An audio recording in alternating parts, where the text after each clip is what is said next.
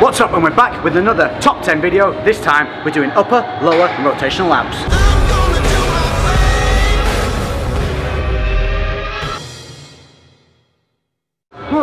Okay, so just see I'm a little bit of a sweaty mess because I've just finished doing 5-minute rounds of circuits, which was in the previous video to this one. If you have not seen it, the link is literally the top link in the description below, and it is a boundary tester, plateau breaking, muscle building, fat burning workout that you can put into your week in the gym or at home. So make sure to check out that video before watching this one or after watching this one to help push yourself through those plateau points and boundaries that everybody's always messaging me about that they seem to struggle to break through. But back to today, we are on to an ab workout again. This is another big factor people are always messaging in about. How do I get better abs? How do I get a better midsection? The way you get a better midsection is to train it.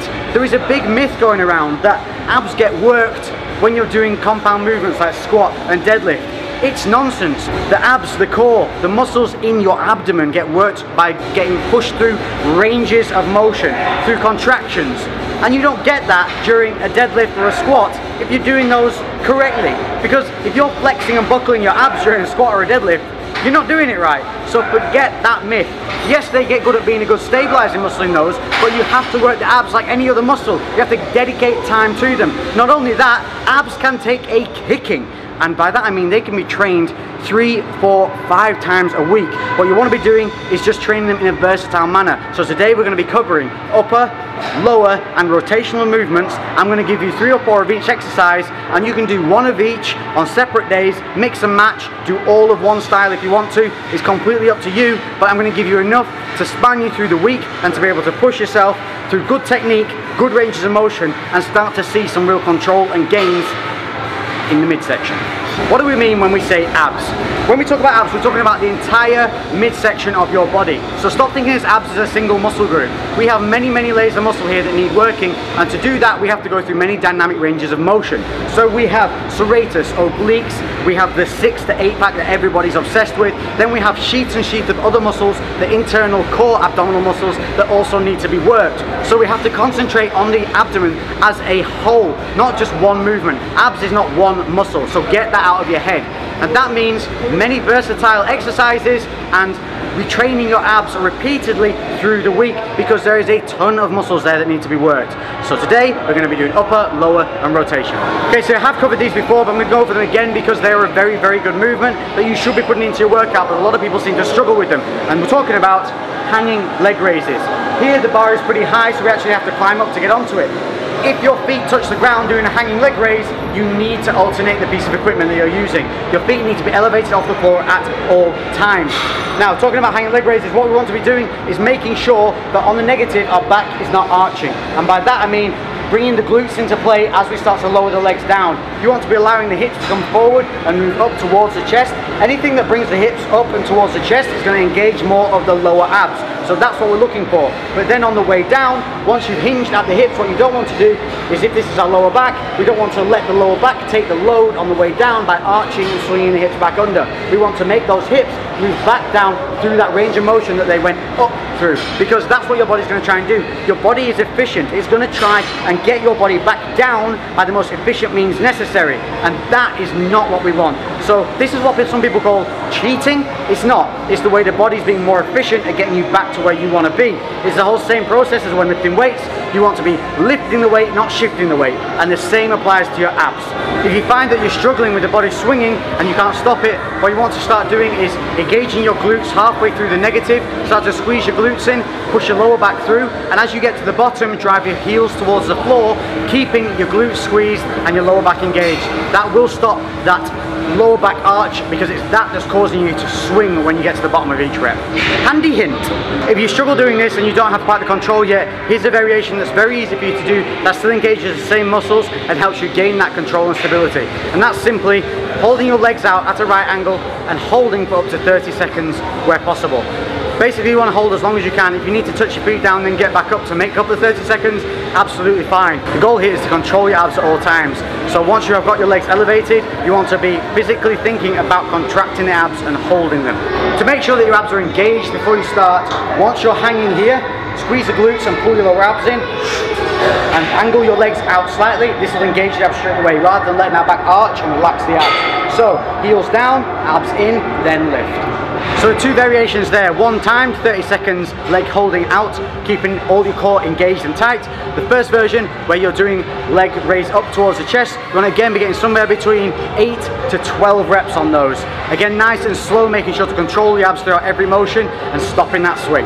All you need for this movement is a simple bench or elevated surface. All you're going to be looking to do is raise two legs up at the same time towards the chest. Very, very simple movement, but again, we want to keep the abs engaged, keep the lower back pressed towards the floor, and make sure that you're not arching the lower back. So sitting on the edge of the bench, you're going to start by gripping and leaning back. This is where we engage our abs. So pushing the lower abs through, my core is now engaged. Lifting the legs off the floor, so now they're at a raised position. I'm going to elevate my feet and bring my knees in towards my chest. A very slight bend in the leg, and it's a nice rep movement, and I'm not letting the lower back arch. So what I'm not doing is this. And then coming through and swinging and keeping the core engaged throughout, raising the knees up towards the chest. Very, very simple movement, but very, very effective at engaging the lower core. The progressional point to this will be to remove the hands and rep, keeping the core nice and engaged. This is a repped movement, so you want to be looking to do somewhere between 8 to 16 reps, depending on how long you want to hold the contraction. My advice would be is to come up, squeeze and contract, and lower down. Up, squeeze and contract, and lower down. Try not to just rep through like this, because I guarantee if you start doing speed, you'll start flexing at the back, and all you're going to end up with is a lower back pump. Handy hint, if you struggle with this movement to start with, simply face this way on the bench. That way, if you rock backwards, you're not going to fall off the bench. Instead, you'll just end up lying down and you can reset and start again. A very, very versatile exercise that can be used anywhere. I'm not entirely sure what we call this, but we're going to call this heel pushes. And this is something you might have seen in the Rocky movies. He makes them a little bit more extended than we're going to do, but they're a very simple exercise. All you need is a towel and the floor. You're going to lie down on the floor. You're going to put your hands down by your side, palms facing the floor. You're going to push your lower back into the floor and engage your abs. From there, you're going to bring your legs up and then push your heels through to the ceiling. The idea here is to bring the hips off the floor, keeping the lower back pushed towards the floor, and kick the heels up towards the ceiling, which forces you to crunch your abs. You're going to then lower down controlled and slowly, extend down and then back up. Make sure the whole time that you keep your head on the floor, make sure that you are pushing the palms to the floor and that there's no rocking or instability in the upper part of the body. Do not try to overextend more than your ability. Handy hint on this one, make sure that you're not overextending, which is going to bring your lower back into an arch position. What I'm talking about is this. As you're coming back down, make sure that you're only extending as far as it's comfortable, where you can keep your lower abs pressed into the floor. If you're going too far, that it's bringing your lower back off the floor, then you need to stop at the point where you're capable of pushing the lower back into the floor. If you overextend past the point of your own ability, all you're going to end up with again is a lower back pump and lower back pain, and get the most from the movement rather than the most from your ego. Core strength and stability. The best versions of exercise of this are the plank. They're very easy, you can do them at home, you can do them in the gym, and they require a lot of core stability, connection, and mind to muscle work. We're going to be looking at 3 different movements now, all of them a plank variation. Number 1 is a standard plank. Now the problem with this is a lot of people will do this with the elbows too close to the midsection. You need the elbows to be out in front of you. That's what's going to engage most of the core muscles. The closer you have your elbows in towards your core, towards your belly button, the less muscle you're activating. So even if you can only hold this for 10 seconds, make sure that your elbows are far enough out to engage all of the muscles. Go soft at the knees, but stay nice and balanced. A lot of people here, when they start to struggle on the abs, will actually load the weight off the core and onto the legs. So make sure that the knees are soft, lower abs are engaged, glutes slightly squeezed, and the elbows are nice and far forward. The standard plank is a timed movement, so you want to be doing at least 30 seconds. You want to be constantly pulling your abs in towards your lower back. You want to be pulling your belly button through towards your lower back. That's how you want to think about it, and keep that load off the legs, on the core, and elbows nice and far out. Progressing on, next movement will be the side plank. So here we're trying to work the obliques, the serratus, the side cores of the muscle. So from this, we're going to start with a standard side plank, and that is simply holding again for a 30-second time frame. You can stop your hips kicking back by engaging the glutes and pulling your lower abs in. You're going to have to think about this all the time. So again, create that mind to muscle connection. Think about what you're doing. Every 5 or 6 seconds, check yourself and reset if necessary. It doesn't matter if you fall out of position, as long as you get back into it. The progressional point from the side plank is going to move into the rep movements, and that's going to be a movement called thread the needle. So we're looking for 10 reps on each side of this. The goal here is to again hold that that side plank, then you're going to reach through with the upper arm. You're going to extend that across the body as you rotate underneath. You're going to roll round, keeping the core nice and engaged throughout. Then you're going to bring the arm back up and extend back into the side plank. The goal here is to hit 10 reps per side. Obviously, if you can do more than that, do 10 each side and then move on to do another 5 or 10 per side as necessary. So progression here is increasing the number of reps. The final plank movement is quite a nice, simple movement, but very effective for helping bring in those rotational, a bit of the rotational movement, and that is the plank rolls. So a very simple movement, setting up the plank as you would with the elbows nice and extended, bringing the core in, engaging, nice and flat, soft knees. From here, all you're going to do is you're going to step the foot left, roll in, dip that hip, and back up. Really simple, really easy to do, but instantly brings in the obliques and serratus, mainly serratus here, but it's helping to keep that control. The main thing here is to not let the lower back arch and to keep those abs pulled in throughout. Just that little drop of each hip each side, give it a go, you'll feel it instantly hit right down on that lower waistline. So the first of the rotation exercises is going to be something really easy. You need no equipment, and that's going to be bicycle crunches or cycles, depends on what you know them as. We're going to start with these very simple. You're going to do them with no leg movement to start with. You're going to push your lower back into the floor. You're going to bring your heels up towards your butt. You're going to then reach the right elbow across the left knee, and you're going to crunch down on the left hand side of your abdominal region. Then you're going to return to the starting position and then do the same with the left hand side. And you're just going to repeat this, making sure to push the lower abs into the floor as you crunch up. Do not overextend with your neck or head movement. Remember, you want to be bending at the abs, not the neck. A quick scene change for the progressional point. We ran out of time in the gym, but we haven't run out of time for this video. So the progressional point for the cycles is to then incorporate the legs into the movement. Again, you want to keep that lower back pressed into the floor. Start by bringing your left knee to your right elbow, then move back to a neutral position with the upper body. Whilst extending the left knee out, you bring the right knee in, and then you just cycle through, repeating this motion, keeping the lower abs in check, push towards the floor. Again, make sure that you extend from the abs, crunching in at the waistline, not pulling through with the shoulders or the head.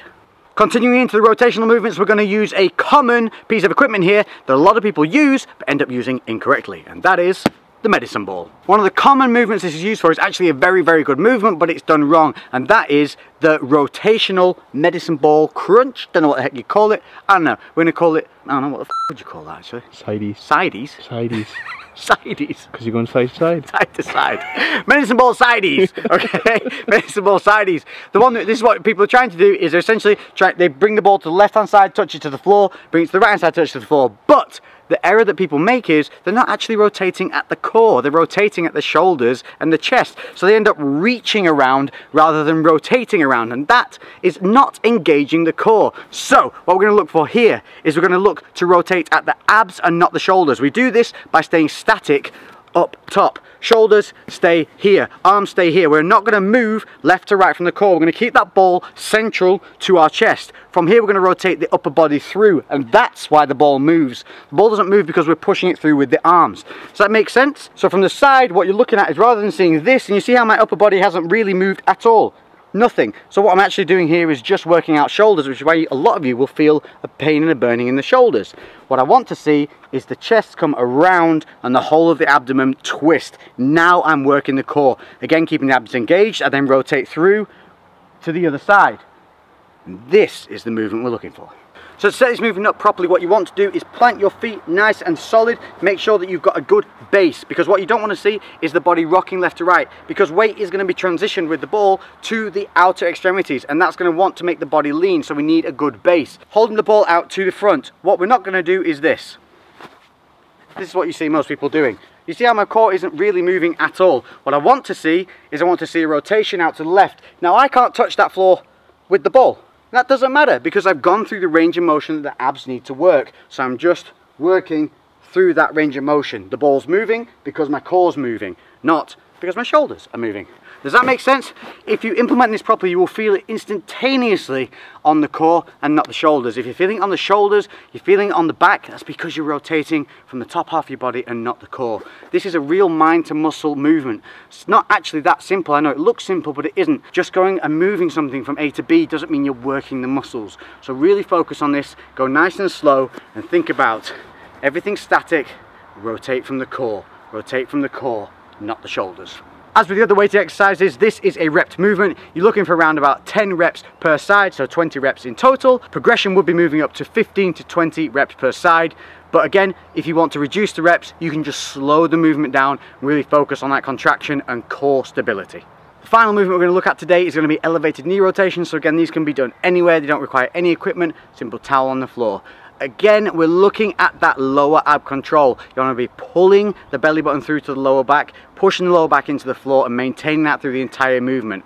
What you're going to do with these is bring your knees up to a right angle, again keeping your palms to the floor, head down, abs engaged. You're then going to rotate the knees to the left, back up to the center, then over to the right. A nice fluid movement, making sure to crunch down in the abs as you twist out from the left to the right. A very simple movement, but one that can easily go wrong. Do not allow that lower back to pop up off the floor, otherwise you're going to put a lot of stress onto the lower back. So make sure that you're pulling the lower abs in and keeping that core engaged throughout the movement. Make sure to breathe, make sure to take any rest points by keeping the knees in a neutral position at the center where you need to, and then rotate out to the left and the right. Again, we're looking for 10 reps per side. Progression is increasing reps or slowing that movement down. Handy hint, for all the rotational movements, don't get carried away with continually just going through from rep to rep to rep. If you feel like something's slipping, stop, slow down, reset, and then get back into a nice controlled motion. Don't get carried away with just going from one to the other, one to the other, one to the other. I know it's easy to do,